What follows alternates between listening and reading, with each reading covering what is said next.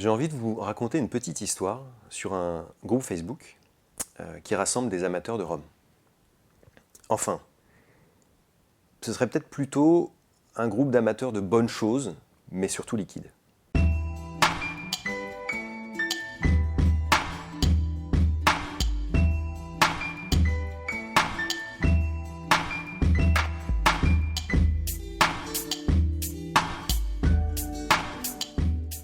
Il serait d'ailleurs plus exact de parler d'une bande de potes ayant pour passion commune les eaux de vie de Cannes. Ce groupe, c'est la Cannes 2.0. Une soif de partage, de rencontres, et notamment avec la famille Longto. Et c'est ce qui les a amenés à créer ceci.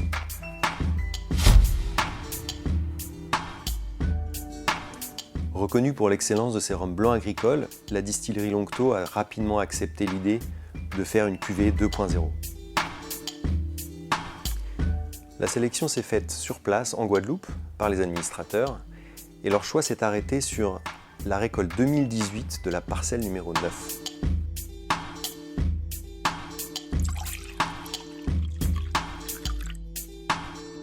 Et c'est après pas loin de 36 mois que le précieux liquide a été mis en bouteille après brassage et réduction.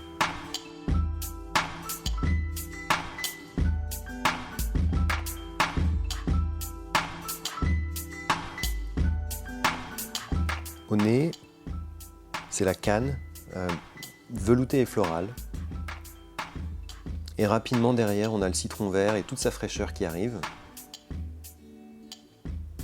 Lui-même rattrapé ensuite par des pointes un petit peu terreuses et poivrées. Avec du temps et un peu plus de repos, la canne va se faire bien plus gourmande. Et c'est vraiment cette opulence qui va continuer jusqu'à la fin.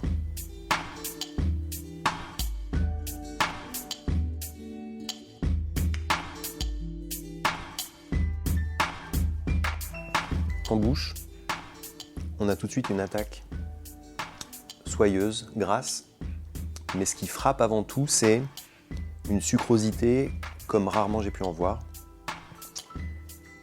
Le citron vert est encore très présent et avec la canne, ils vont jouer à armes égales pendant un bon moment. Entre la fraîcheur et la douceur, ce rhum mérite vraiment le qualificatif de petit punch en bouteille. Parmi les rencontres que j'évoquais tout à l'heure, il y en a une autre qui a vraiment marqué nos 4 compères, c'est celle d'Hugues Labrador, grand amoureux de la Guadeloupe et de ses rhums. Cette cuvée, placée sous le signe de l'amitié, lui est dédiée.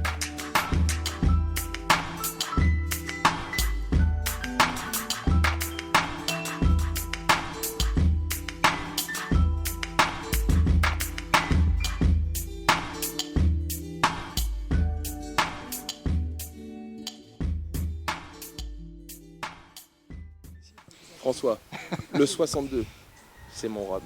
C'est le rhum de beaucoup d'amateurs éclairés, entre guillemets. Qui a créé ce fameux 62 qui est si magique? Le 62 doit dater des années 90. Ah ouais.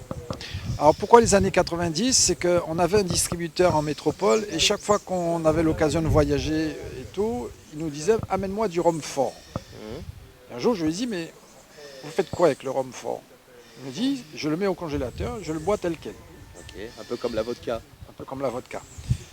Et bonjour, je lui ai dit « mais vous êtes de métropole, est-ce que vos consommateurs, parce qu'il était distributeur, est-ce que vos clients aimeraient un rhum fort ?» Je lui ai dit « mais au contraire, c'est ça qui va se vendre ». Et on a été les premiers à vendre du rhum 62 en métropole.